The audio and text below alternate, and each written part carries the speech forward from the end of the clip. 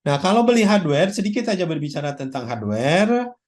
Hardware microcontroller prosesor untuk analisa angka-angka, terutama digital data, ya, dibagi dua. Ada yang namanya fixed point prosesor, ada yang namanya floating point prosesor. Ya. Apa bedanya ya? Fix itu tidak berubah ya. Fix itu kalau floating pointnya bisa berubah.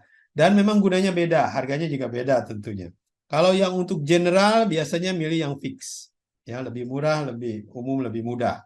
Tapi untuk lebih specialized aplikasi, orang akan memilih floating point.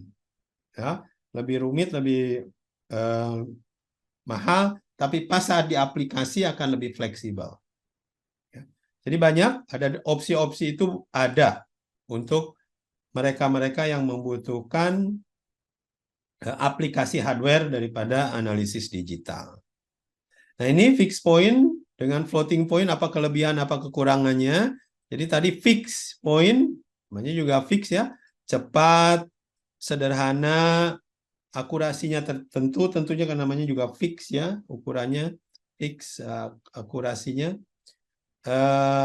Sedangkan floating point, ya, akurasinya bervariasi,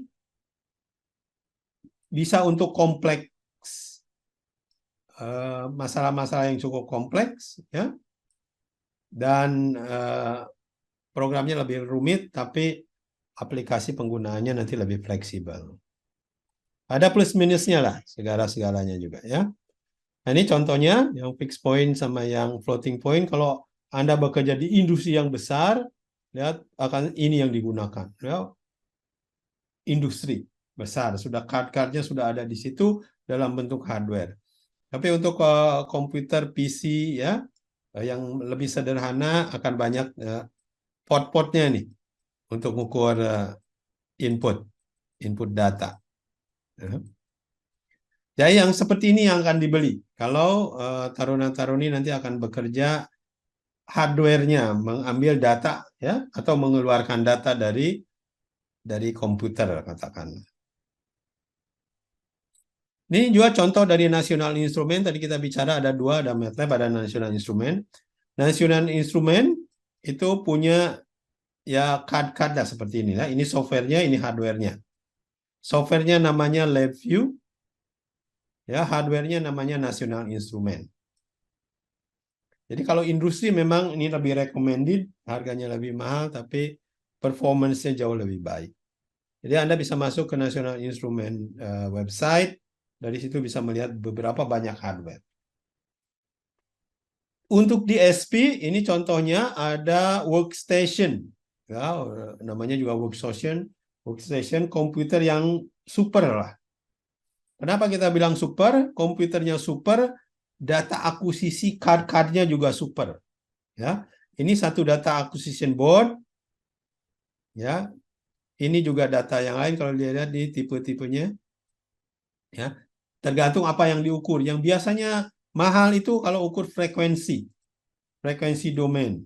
Ya, karena kenapa? Karena frekuensi itu artinya sampling rate-nya harus besar, ya, hitungan kilohertz sampai megahertz. Berarti ya dalam 1 detik bisa ya ribuan atau sampai jutaan data di sampel. Sehingga wajar kalau data akuisisinya cukup mahal. Kalau kita lihat autonomous car, mobil Tesla, bayangkan di mobil Tesla itu ada kamera, ada laser, ada radar. Itu sampling rate-nya harus tinggi, ya. Nah, itu tentunya data akuisisinya cukup mahal. Jadi makanya harga mobilnya ya cukup mahal sementara ini ya. DSP FPGA. Nah, ada juga ini adalah prosesor atau komputer biasa lah kalau tadi bilang. Ada juga komputer yang namanya FPGA. Ini specialized ya komputer. Field Programmable Gate Array. Artinya sudah dikonfigurasi hardware-nya. Jadi nggak dikerjakan di software lagi. Ya. Khusus buat misalkan yang perlu parallel processing seperti neural network, jauh akan lebih powerful ini ya, yang ada tulisannya FPGA. Ya. Harganya tentunya jauh akan lebih mahal juga. Tapi yang jelas untuk beberapa aplikasi mungkin itu yang diperlukan. Satu board FPGA ini ya harganya sama dengan satu Brio lah ya, 260 juta. Ini satu card seperti ini. Di sini kalau dilihat ada beberapa channel nih, 1, 2, 3, 4, 5, 6, 7, 8 kelihatannya. Ada 8 channel ya FPGA DSP. 8 bit resolusinya, lihat bandwidth-nya 5 sampai 2 GHz. Jadi sangat tinggi. Ya wajar kalau harganya harga mobil ya. Ini FPGA untuk DSP board. Supaya punya gambaran saja bahwa untuk mengerjakan DSP yang perlu sampling rate, kita perlu biaya besar. Ya, cukup mahal. Sehingga beberapa tahun terakhir ini ya banyak perusahaan menyediakan cloud. Ya. Nih, cloud. Jadi masa depan ternyata ke cloud. Jadi kita tidak perlu beli DSP card-nya, biar kita nyewa cloud siapa. Ya.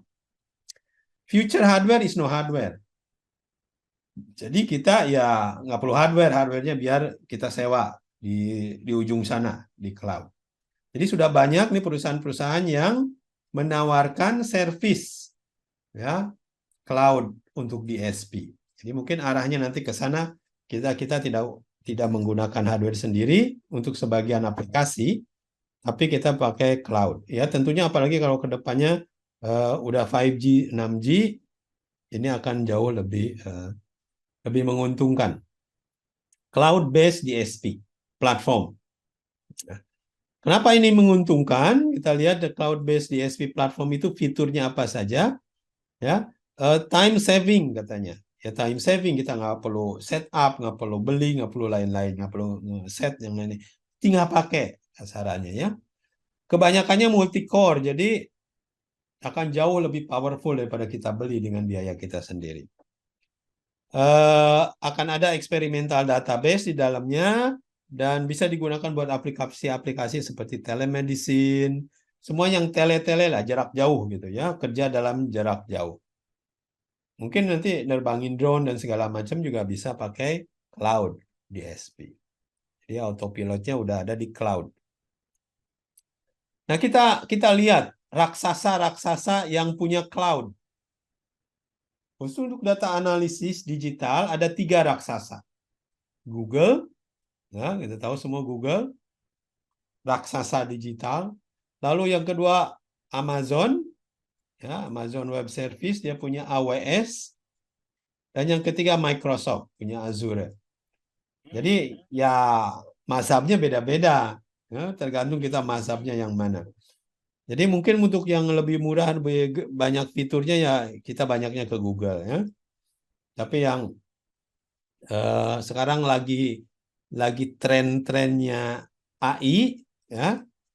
Ini Microsoft lagi trendy ini. Ya, lagi mengalahkan Google dan Amazon. Ya. Karena Microsoft sudah punya saham besar di OpenAI. Ya. Jadi kalau Bapak tahu OpenAI yang punyanya ChatGPT, sekarang udah ChatGPT mau 4 ya, 5 sebentar lagi keluar. Ya, ChatGPT 5. Jadi sebelum itu keluar, sudah ada semua di Microsoft. Ya. Kalau Bapak-Bapak lihat Microsoft yang sekarang, apalagi yang di cloud, ya dia itu sudah connect ke beberapa macam AI. Ya. Jadi ya, beruntunglah yang sudah di Microsoft. Fitur-fitur AI-nya sudah banyak.